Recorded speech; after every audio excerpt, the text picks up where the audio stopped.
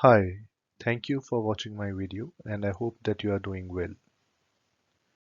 You would have seen many videos about theists and atheists having heated discussions about morality.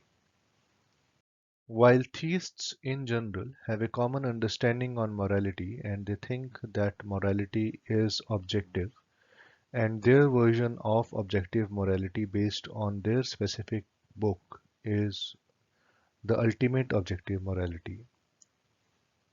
Atheists, on the other hand, do not have a common ground. While some of them support morality to be objective, there will be others who will say it is subjective. I am an atheist, and in this video, I will try to explain why I think that morality is subjective. Not only that, my understanding of subjective morality is a bit different from other philosophers that I have heard yet. In this video, I am going to cover a couple of topics that you see on your screen.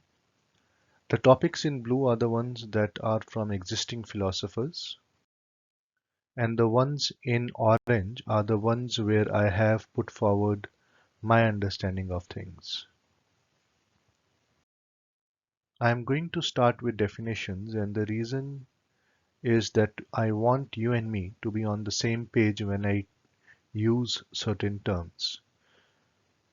The same word might have a different meaning for you and a different meaning for me, so I'll take a few minutes just to get us on the same page. The first definition is morality. When I talk about morality, my understanding is that it is the decision that we take to say something is right or something is wrong. We could classify actions into moral, immoral, and amoral. Moral being when you help someone, something that we consider right. Immoral being when you consider something to be wrong, for example, stealing, killing someone. Amoral activities which have nothing to do with right or wrong, for example, just sitting on a chair, walking, sleeping, etc.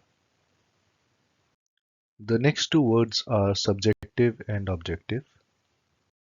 Now let us say you have a pen with you. This pen has certain objective properties to it. For example, it is built out of certain things. It could be steel, it could be plastic. The ink in that pen will have a certain viscosity. When you write with the pen, it will write with a certain width. These things are objective properties of the pen. However, this pen will also have some subjective properties which will depend on the person who is using that pen. For example, one person using the pen might say it is a very good pen, it writes well. However, another person using the same pen might say it is the most horrible pen that he has ever used. Now the properties of the pen which do not depend on the user, for example, build material, ink viscosity, line width, these are objective properties of the pen. However, the properties of the pen which depend on the user or the point of view of the user, those are the subjective qualities of the same pen. Now, is morality objective or is it subjective? Now, before I go into whether morality is objective or subjective, I would like to clarify one important point. And that is, even if everyone agrees on something, it does not make it objective. In the example of the pen that we saw earlier, even if the whole world says that it is a good pen, that will not make good an objective property of that pen. It will still remain a subjective property. For example, in the first image, even if all the girls in the universe say that the boy with the green hair is the most handsome person in the whole universe, the boy still remains subjectively handsome. Same goes for ugly as well. In the second image, that person might be the most hated boy in the whole universe, but even so, that person being most hated or most bad is still an subjective quality of that person or subjective quality attributed to that person. It is not an objective quality. Neither the boy with green hair nor the boy with black hair have good or bad as objective qualities. That is a subjective quality assigned to them. Now, when we take a pen and say it is good or bad, it is its subjective property. Even if the whole world says the pen is good or pen is bad, it remains its subjective quality. Same way, a person is good or bad, that is a subjective quality. The person does not become objectively good or objectively bad just because the whole world says the person is good or bad. In the same way, all the actions that are attributed as good or bad are subjectively good or subjectively bad. They are subjectively right or subjectively wrong. Even if the whole world agrees that feeding the poor is a good thing and rape is a bad thing, even then these two activities are subjectively good or subjectively bad. Now moving to the next point, is religious objective morality actually subjective? Here I have 2 points to make. The first one is categorical imperative of Immanuel Kant. Immanuel Kant was someone who supported subjective morality, and his approach of arriving at something immoral or immoral was to act according to this imperative. Act according to the maxim that you wish all other rational people to follow as if it were a universal law. In simple words, do not do to others what you do not want to be done to yourself. Now, all the religions have a certain list of good and bad items that you can do, but even if you combine all the religions of the world, there will be still things that are not mentioned in the books that will be out of syllabus. Now, what do the religions say for such scenarios? They will say the same thing, that do not do to some other person what you do not want to be done to yourself. So, even in these religious books that claim to have objective morality, when something comes out of scope, out of syllabus, they will fall back to subjective morality. The second point is that the very statement that the religious people make, that their morality is objective, is incorrect. They might have a book that objectively says that these 10 things are correct and these 10 things are incorrect.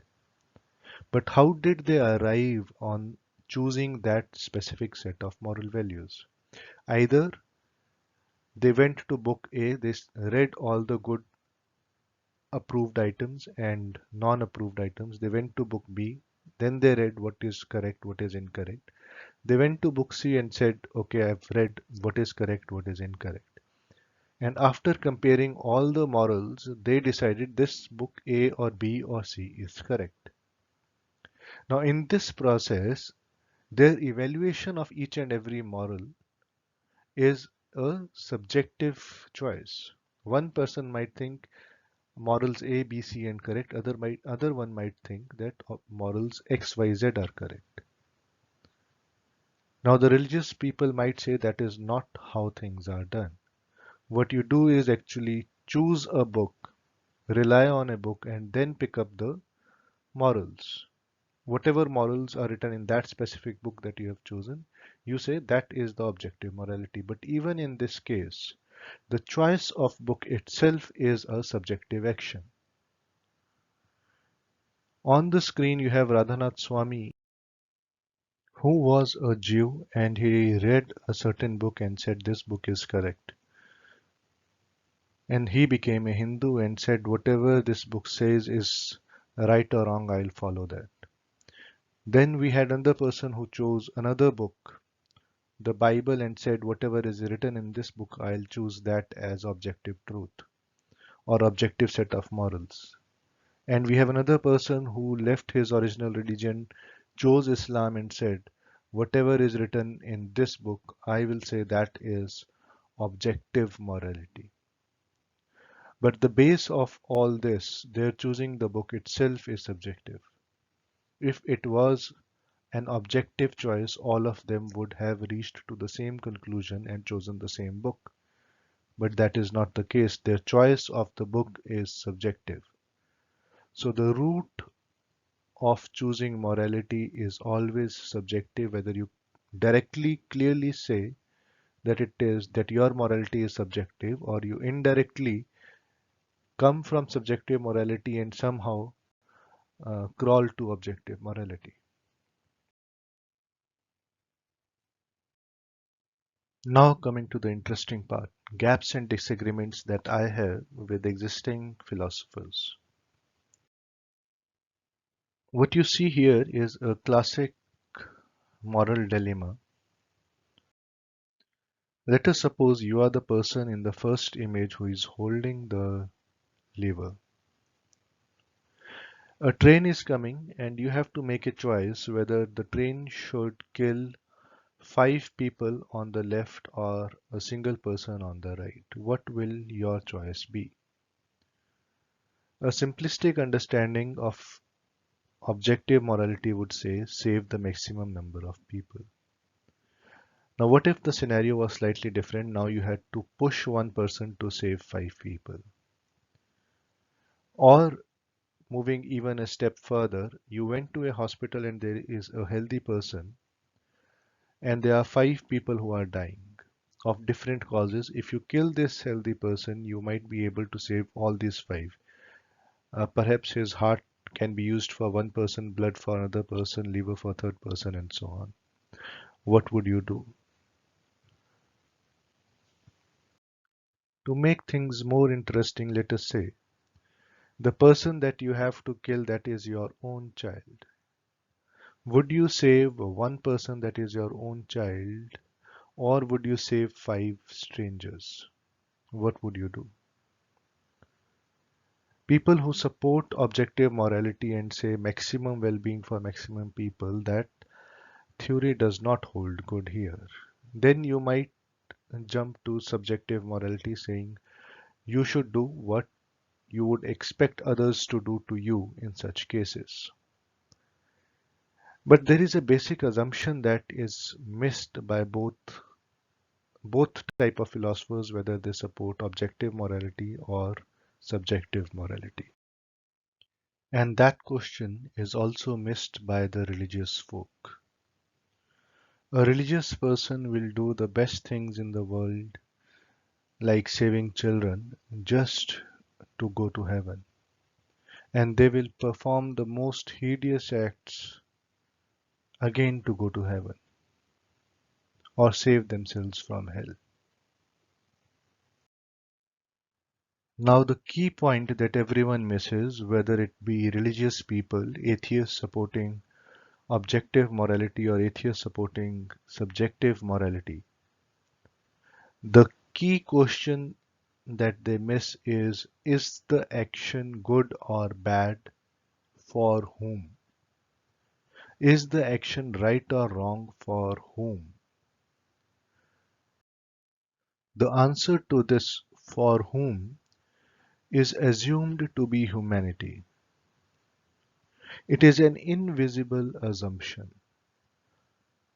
All the religions and all the philosophers talking about morality assume for whom to be humanity, except a few religions like Jain or Advait Vedant, and might be one or two more. But in general, this is an invisible assumption that for whom is humanity. Now, the real answer for that whom is a person's definition of I. Any person will do what is good or bad for him or his definition of I. Usually, this definition of I would be him, himself, his personal body, his family, his nation, religion, or tribe, all humanity, and might even be all living.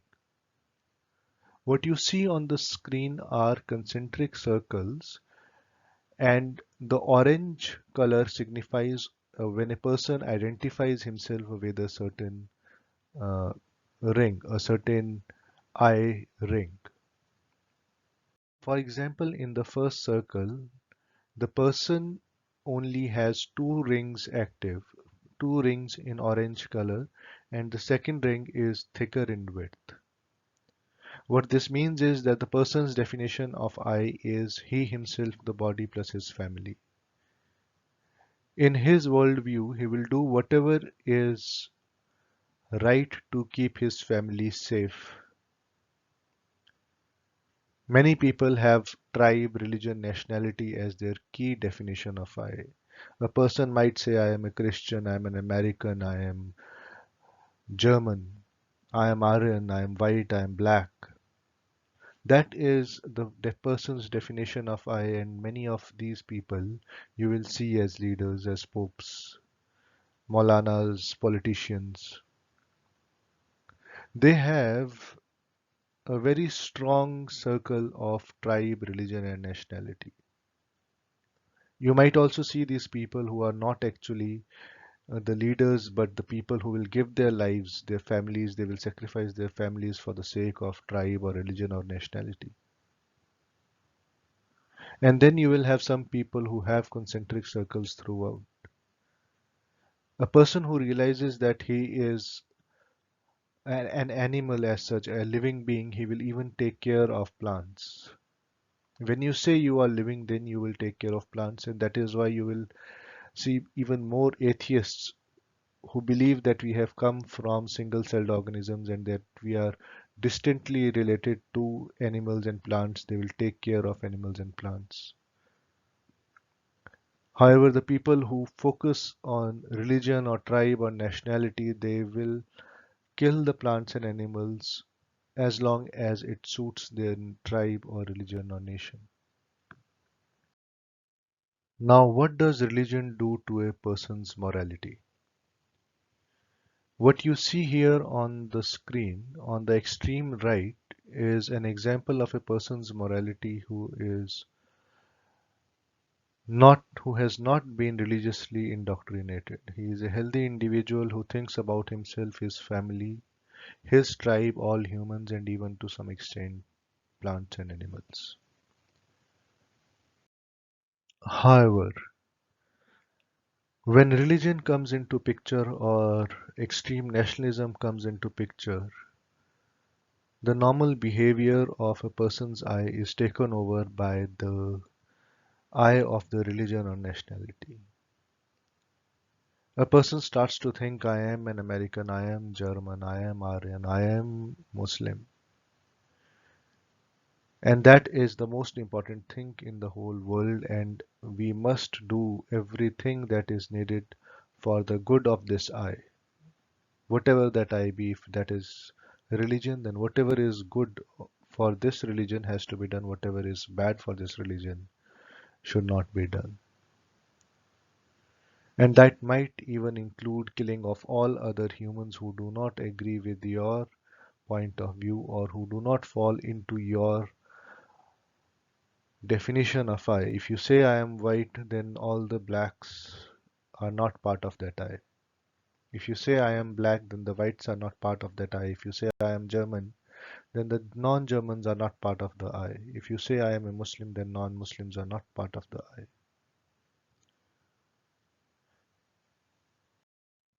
Some religions will go a step further. They will not only call this definition of I as supreme, they will also call all others who are not part of this I as enemies.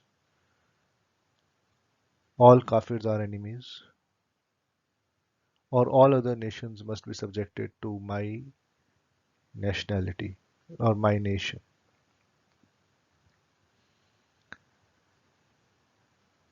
But the truth is, this is the middle circle that we are talking about. But the truth is that in reality, specifically for religion, morality even goes a step below that. In real life, a religious person, for example, a Muslim, is less concerned what will happen with the rest of the Islamic State. He is more concerned whether he himself will go to heaven or hell or not. And he even sees his family members as a means or which will either help or restrict him from going to heaven or hell. That is why you will have fathers forcing their daughters inside their homes or wearing burqas, because in their mindset or in their point, from their point of view, if their daughter does not wear a proper dress, they will go to hell, and they do not want to go to hell. Their morality has come below family. They are less concerned about their daughter's happiness, and they are more concerned about them themselves going to hell or burning in hell. So while religions promise to bring your morality from a lower morality to a higher morality, that is, they will to the right hand side of this picture, in reality, they make your morality even smaller.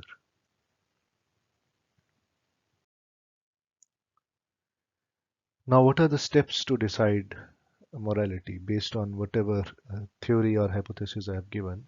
How do we decide whether something is moral or immoral, whether an action has to be done or not?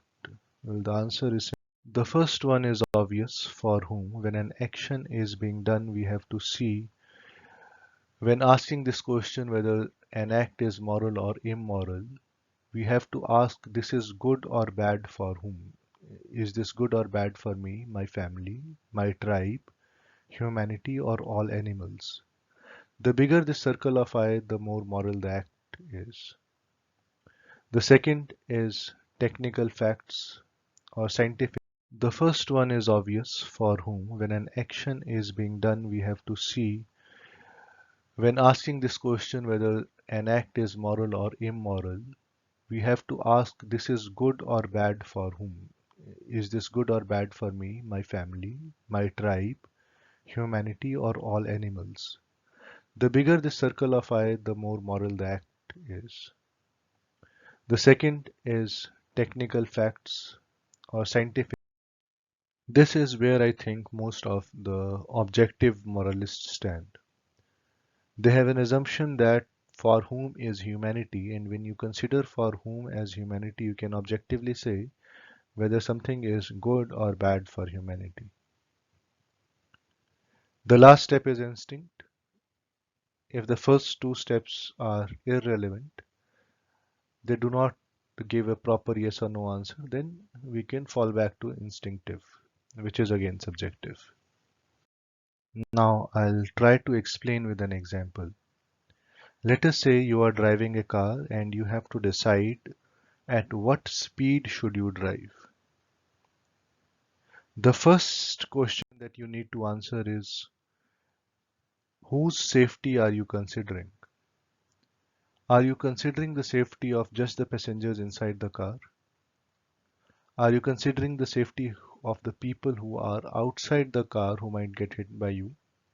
Are you considering the safety of the animals that might get hit by our car, or even plants that can get hit by our car?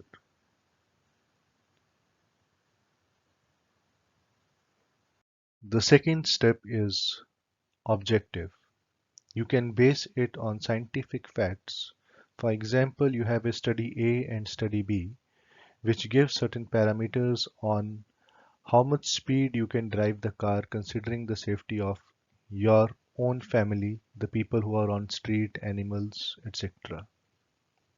And then, for example, you have, from the first point, you want to save all humans, and you have a study A and study B which give certain speeds, and based on which study is more reliable, you will pick up a certain speed limit.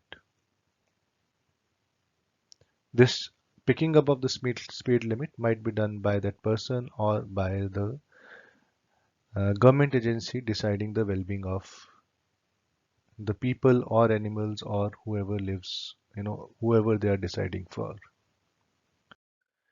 Now, this objective step is very different from the objective morality of the religious people. As we discussed earlier, or as I explained earlier, their morality is hardly objective. It is basically subjective in nature, where they subjectively select a certain book. Now, for example, to say when a woman should marry or should be eligible for marriage, saying that as soon as she hits puberty, let us say when she is here after she has first periods, she is ready for marriage based on maybe all of three. That is not a valid thing you can go by. It has to be objective scientific facts, scientific studies telling you when a girl or boy can get married. Might be here, might be here.